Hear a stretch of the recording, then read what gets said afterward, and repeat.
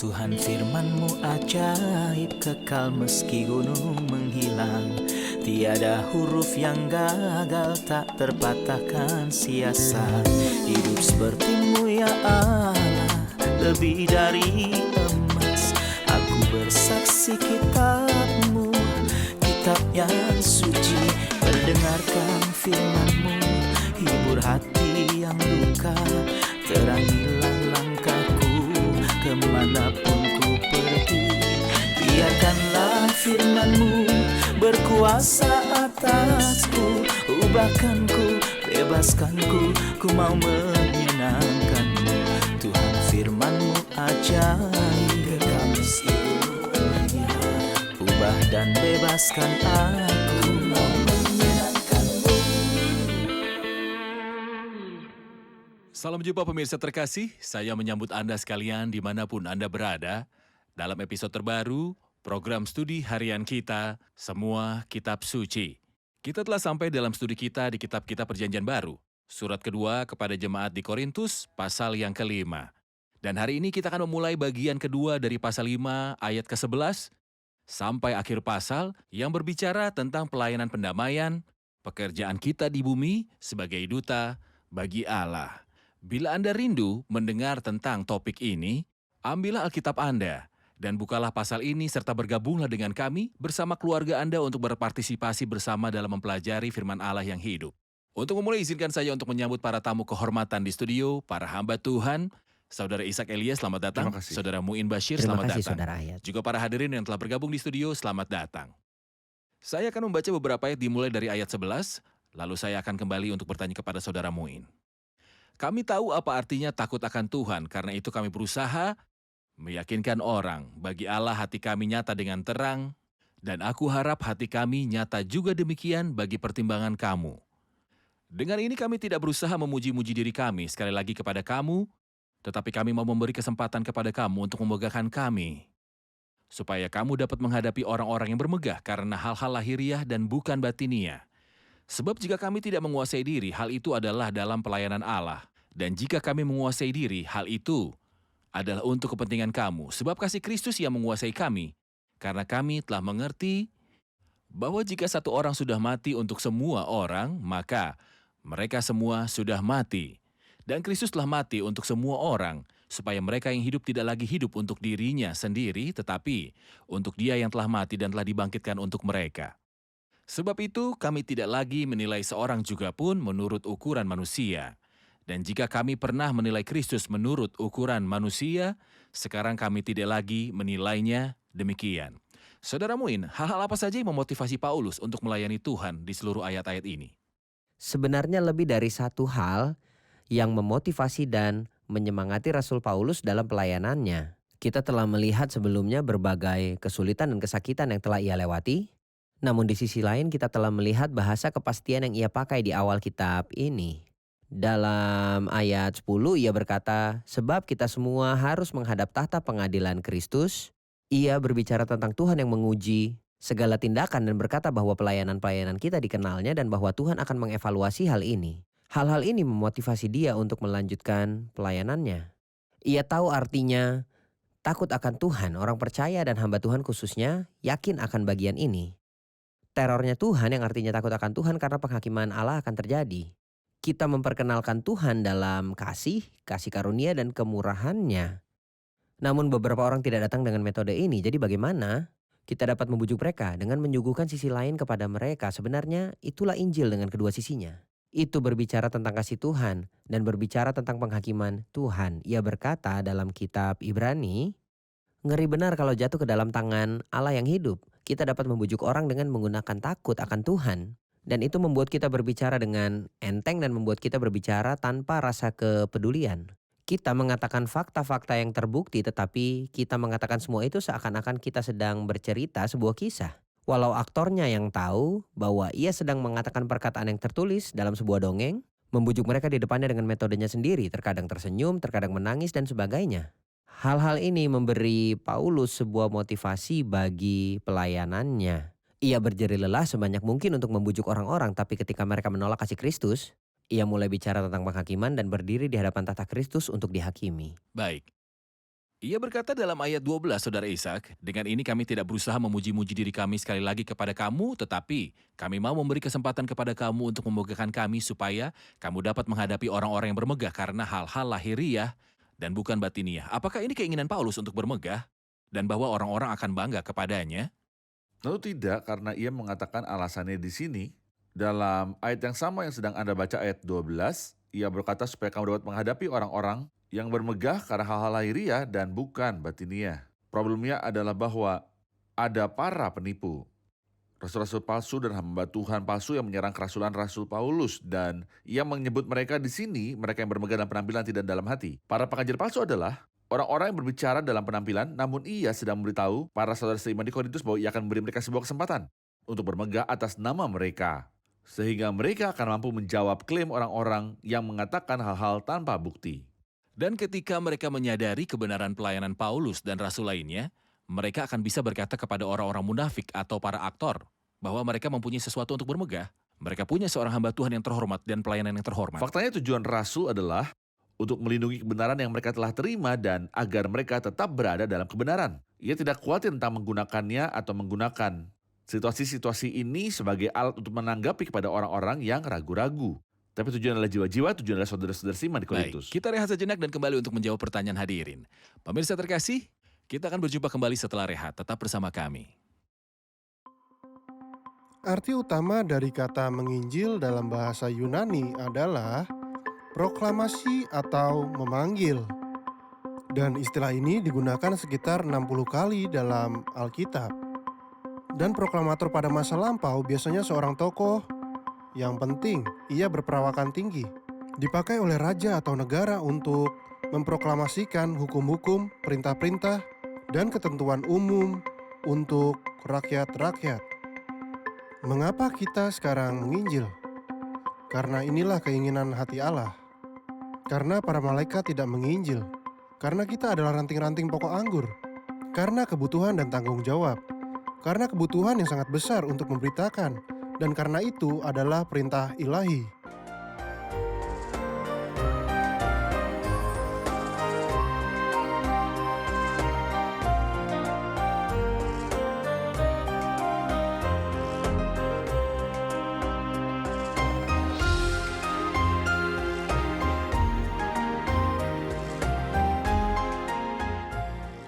Ia berkata dalam ayat 14, sebab kasih Kristus yang menguasai mendorong kami. Bisakah Anda menjelaskan ayat ini kepada kami?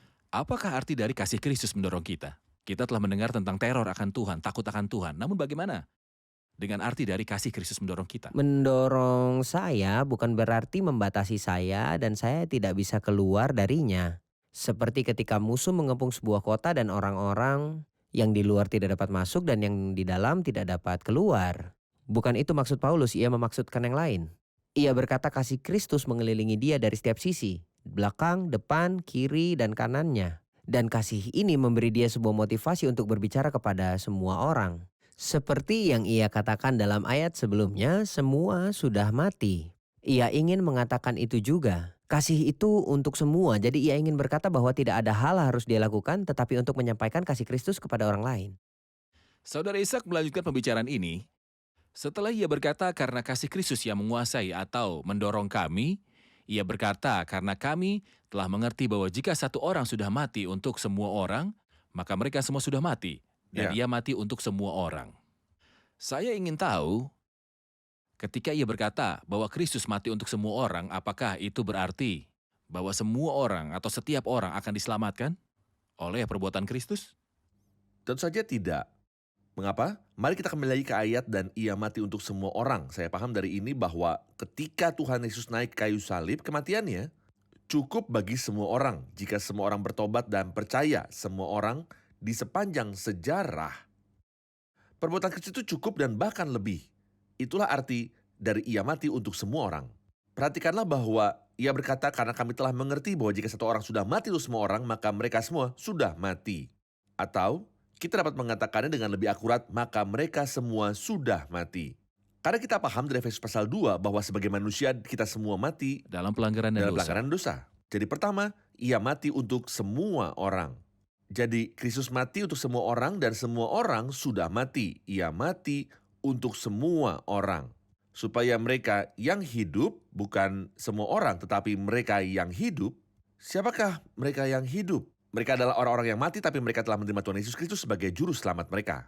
Itu sebabnya saudara ayat kita dapat berkata bahwa orang yang akan naik ke surga bukanlah orang baik. Dan bahwa orang yang akan masuk neraka bukanlah orang jahat. Siapa kalau begitu? Orang-orang yang akan masuk neraka adalah orang-orang jahat yang tidak mengambil manfaat dari perbuatan Kristus. Dan orang-orang yang akan masuk ke surga juga orang-orang jahat, tapi mereka telah mengambil manfaat dari kasih Kristus, kasih karunia Kristus dan arti dari perbuatannya. Itulah sebabnya ia berkata supaya mereka yang hidup harus hidup. Di sini ia maksudkan mereka yang telah menerima Kristus supaya mereka yang hidup tidak lagi hidup untuk dirinya sendiri, tapi untuk Dia yang telah mati dan telah dibangkitkan untuk mereka. Walau Kristus telah mati untuk semua orang, tetapi orang yang telah menerima Kristus dan menerima perbuatannya adalah orang yang dianggap dari Orang yang akan kategori mengambil orang manfaat. hidup.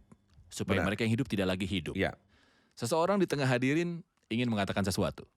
Ayat ini berkata satu orang sudah mati untuk semua orang. Sebagai orang percaya yang telah menerima Tuhan Yesus sebagai juru selamat pribadi, bertobat dan mengakui semua dosa di masa lalu, mengapa saya harus bertobat dan mengakui dosa yang saya lakukan setiap hari walaupun ia telah mati bagi dosa-dosa ini? Bukankah Kristus telah mati untuk setiap orang? Dan seharusnya ketika saya menerima Dia, Ia telah mengampuni dosa-dosa saya. Benar. Jadi mengapa saya harus bertobat ketika saya berbuat kesalahan sesudah itu? Pertobatan ini memulihkan persekutuan dan hubunganku dengan Tuhan itu baru satu sisi karena dosa menyebabkan putusnya persekutuan dan hubungan dengan Dia. Hal kedua adalah bahwa itu menunda kesaksian dan pelayanan saya. Jadi saya harus bertobat darinya. Mari baca dari sebuah bagian Wahyu pasal 2 dari pembicaraan Tuhan kepada malaikat jemaat di Efesus. Ia berkata, "Aku mencela engkau karena engkau telah meninggalkan kasihmu yang semula, sebab itu ingatlah betapa dalamnya engkau telah jatuh. Bertobatlah dan lakukan kembali yang kau lakukan semula. Jika tidak demikian, aku akan datang kepadamu dan aku akan Kaki mengambil kaki dianmu dari tempatnya." Artinya engkau tidak akan mempunyai sebuah kesaksian sejati saat ada dosa yang hadir dalam hidupmu. Jadi dosa menyebabkan putusnya persekutuan dan menunda pelayanan orang percaya yang melayani sehingga ia harus bertobat agar dapat kembali ke tempatnya semula. Saya akan membaca ayat 16, kemudian saya akan kembali untuk mengajukan pertanyaan kepada saudara Muin. Ia berkata dalam ayat 16, sebab itu kami tidak lagi menilai seorang juga pun menurut ukuran manusia. Dan jika kami pernah menilai Kristus menurut ukuran manusia, sekarang kami tidak lagi menilainya demikian. Apa arti dari kami tidak lagi menilai seorang manusia menurut ukuran manusia? Dan jika pernah menilai Kristus menurut ukuran manusia, sekarang tidak lagi. Saya dapat bedakan dua jenis pengetahuan, satu dari yang lainnya.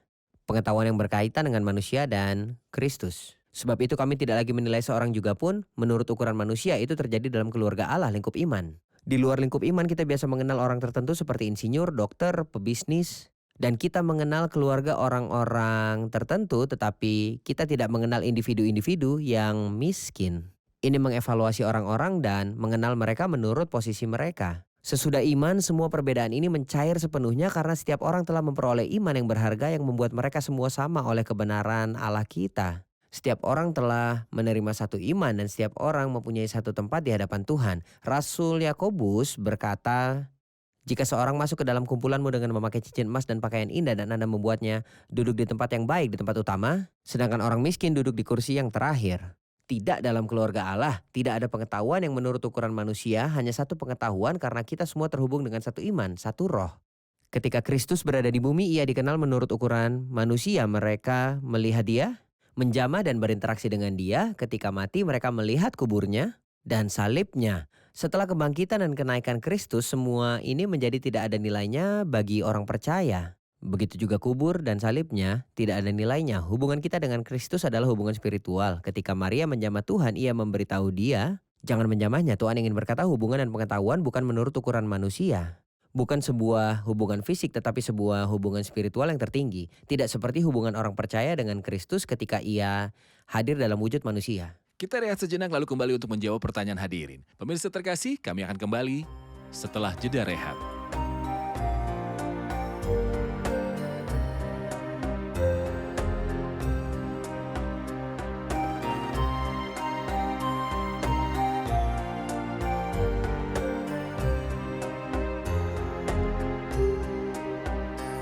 Kita banyak mendengar bahwa Kristus adalah pusat kemanusiaan. Jadi saya ingin tahu bagaimana Kristus menjadi pusat kemanusiaan. Bagaimana ia masih mempengaruhi kehidupan manusia sampai sekarang. Apakah kita berkata dengan berubah-ubah bahwa Kristus adalah pusat kemanusiaan dan bahwa tidak ada keselamatan dalam orang lain? Tidakkah ada jalan-jalan lain dan semua jalan menuju ke Roma? Tidakkah ada jalan-jalan lain dan semua kepercayaan lain juga menuju ke surga? Mengapa hanya Kristus? Pada dasarnya saudara, ayat Kristus bukan hanya pusat kemanusiaan, tapi juga sebelum ia menjadi pusat kemanusiaan dengan mengambil sebuah tubuh, ia adalah pusat alam semesta, seperti diajarkan oleh kitab suci kepada kita bahwa semua hal diciptakan melalui dia dan bagi dia dan dalam dia segalanya menyatu. Kristus adalah Allah yang datang pada suatu hari dalam wujud manusia dan dinyatakan dalam tubuh. Itu hal yang pertama. Kedua, ketika Kristus hidup sebagai seorang manusia di bumi ini, kehidupannya adalah kehidupan yang paling berpengaruh di seluruh sejarah, baik di antara orang yang hidup dengannya atau bahkan setelah ia mati dan dibangkitkan dan naik ke surga. 2000 tahun, Kristus telah membagi sejarah menjadi dua. Sebelum Kristus dan sesudah Kristus. Kristus telah membagi manusia menjadi dua tim. Kristus datang untuk melakukan hal yang baru yang tidak pernah dilakukan oleh siapapun sebelum dia atau sesudah dia. Ia melakukan penebusan. Ini adalah salah satunya tindakan yang dapat membuat nurani manusia tenang mengenai dosa-dosanya. Dan dapat membuatnya tahu dan yakin bahwa hutang-hutangnya telah dilunasi dan bahwa ia 100% diterima oleh Allah. Dan itulah sebabnya tidak ada cara lain dan tidak seorang pun dapat melakukannya selain Kristus, karena Kristus adalah dia yang tidak terbatas, yang telah dengan rela membayar lunas harga yang tidak terbatas. Bagi orang-orang yang tetap terbatas, tak peduli berapa banyak mereka telah meningkat, dan untuk menutupi dosa yang tidak terhitung dan terbatas, tidak peduli berapa banyak, semua itu sudah meningkat. Dan oleh tindakan pendamaiannya di kayu salib, ia berkata sudah selesai, menyelesaikan kisah tentang penebusan manusia. Jadi sebuah cara akhir ditemukan, seorang pendamai ditemukan, dan itu akan disebut di akhir pasal ini. Seseorang yang cocok untuk menjadi pendamai ditemukan, seseorang yang sesuai untuk menjadi penebus, untuk membebaskan para budak, dan untuk menyediakan keselamatan kekal bagi manusia yang berdosa, tidak mematuhi hukum dan akan binasa telah ditemukan. Sosok yang sama ini sampai sekarang adalah dia yang sedang mengubah kehidupan orang-orang dan ketidakmurnian pada kekudusan. Dari gelap kepada terang, tidak ada orang dan tidak ada doktrin yang dapat mengubah seorang penghujat, penganiaya, dan penentang yang kurang ajar seperti Saulus dari Tarsus menjadi rasul terbesar dalam kekristenan, yaitu Rasul Paulus yang sedang kita bicarakan. Dan sampai sekarang Kristus masih mengubahkan orang-orang. Dan saya pikir jika pemirsa terkasih telah menerima Kristus dengan konsep ini, yaitu bahwa ia adalah juru selamat dan pengubah, ia akan mengubahkan kehidupannya. Benar. Jadi siapa yang ada dalam Kristus, ia adalah ciptaan baru, yang lama sudah berlalu, sesungguhnya yang baru sudah datang. Saya ingin berbicara dengan saudara Muin tentang apa yang telah Anda katakan terakhir, saudara Ishak, dalam ayat 16 atau 17. Jadi siapa yang ada di dalam Kristus, ia adalah ciptaan baru. Yang lama sudah berlalu, sesungguhnya yang baru sudah datang. Ciptaan yang baru, mengapa itu? Apa konsep dari ciptaan yang baru? Dan kemanakah angkatan yang pertama pergi? Ada ciptaan lama dan ada ciptaan baru dalam Kristus. Ciptaan yang lama menjadi rusak karena dosa. Itu berakhir. Dan semua usaha manusia untuk menjadi sesuatu di hadapan Allah telah gagal. Satu-satunya solusi adalah Kristus datang dan mati di kayu salib. Barang siapa menerima Kristus dengan iman jadi ada di dalam Kristus. Sebenarnya pernyataan ini disebut banyak kali dalam tulisan Rasul Paulus. Ia menyebut pernyataan baik ini dalam Kristus lebih dari 40 kali. Dalam Kristus ada ciptaan baru yang sepenuhnya berbeda dari ciptaan yang lama. Ciptaan lama tidak bisa diperbaiki, disusun atau disembuhkan. Satu-satunya yang dapat dilakukan dengannya adalah disingkirkan dan membawa sesuatu yang sepenuhnya baru.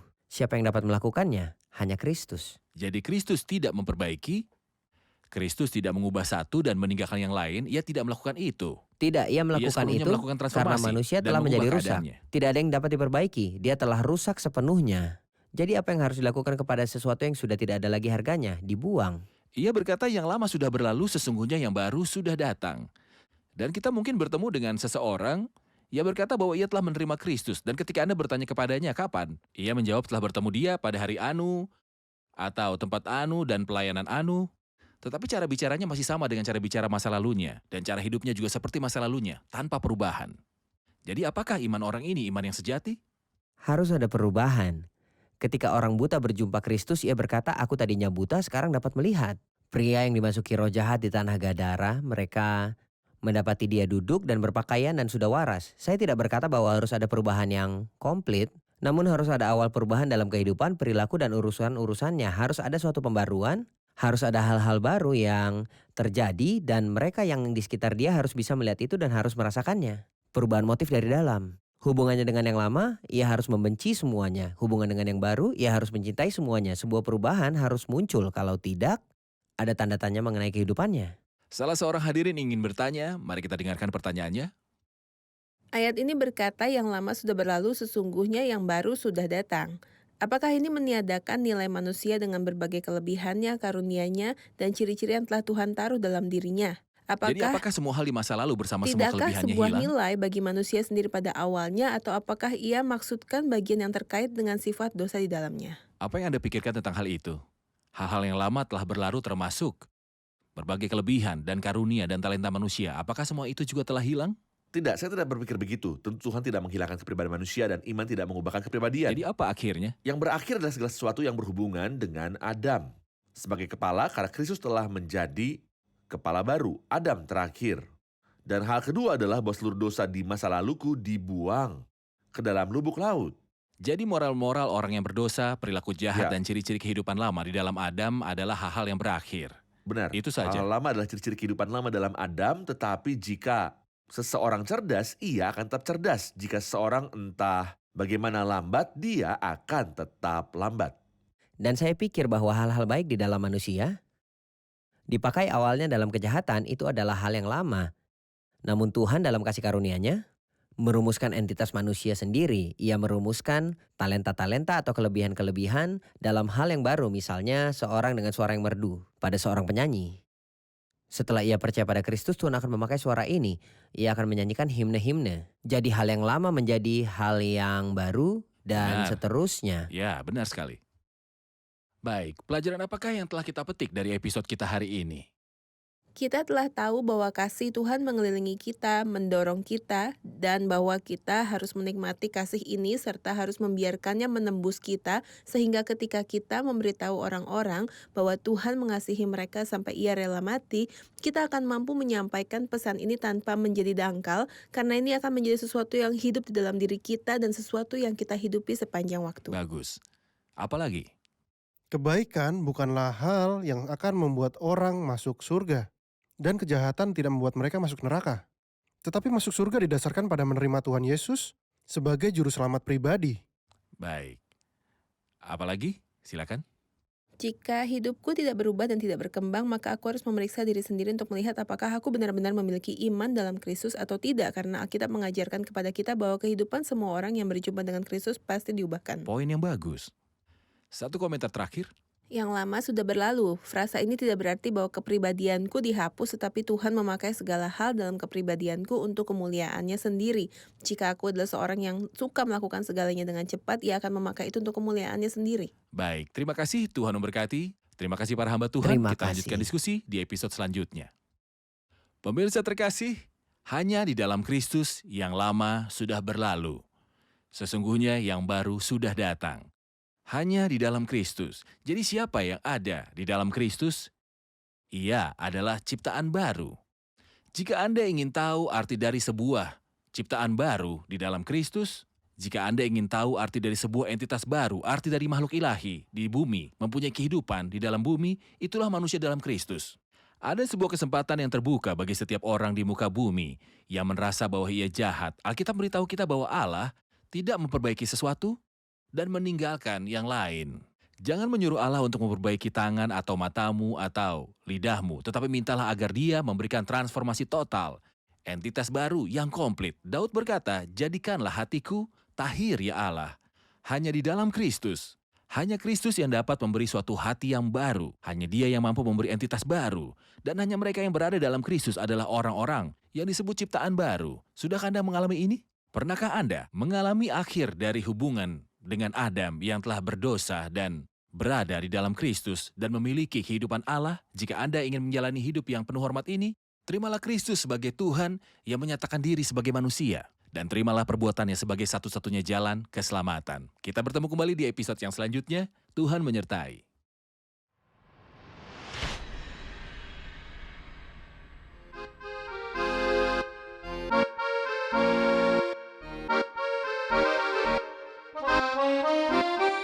لولا النعمة ما كنت أشوفك ولا كان ليا مكان في سماك أنا مديون لك ربي بعمري، يلي فادتني بسفك دماك. لولا النعمة ما كنت أشوفك، ولا كان ليا مكان في سماك. أنا مديون لك ربي بعمري، يلي فادتني بسفك دماك. منساش أصلي كنت أنا عاصي طول أيامي وكل معاصي، ضربة طرية في كل كياني، من رجليا لهامة راسي. لولا النعمة ما كنت أشوفك، ولا كان ليا مكان في سماك. أنا مديون لك ربي بعمري، يلي فادتني بسفك دماك. يا ما حاولت وكنت بحاول أجد الراحة، ما كنتش طايل. عشت في وهم سنين خدعتني شهوة عيني في عالم زايل. لولا النعمة ما كنت أشوفك، ولا كان ليا مكان في سماك. أنا مديون لك ربي بعمري، يلي فادتني بسفك دماك. نعمة غنية اتجهت ليا، فكت نفسي من العبودية. لما ناداني يسوع ودعاني، حالا قلبي تغير فيا. لولا النعمة ما كنت أشوفك، ولا كان ليا مكان في سماك. أنا مديون لك ربي بعمري، يلي فادتني بسفك دماك.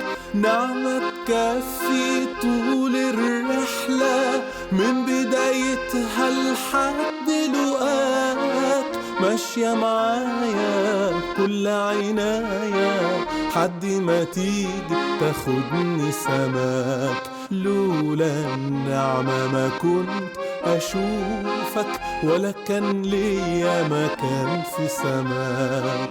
أنا مديون لك ربي بعمري، يلي فادتني بسفك دماك.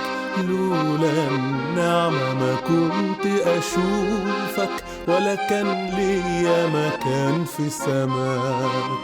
أنا مديون لك ربي بعمري، يلي فادتني بسفك دماك.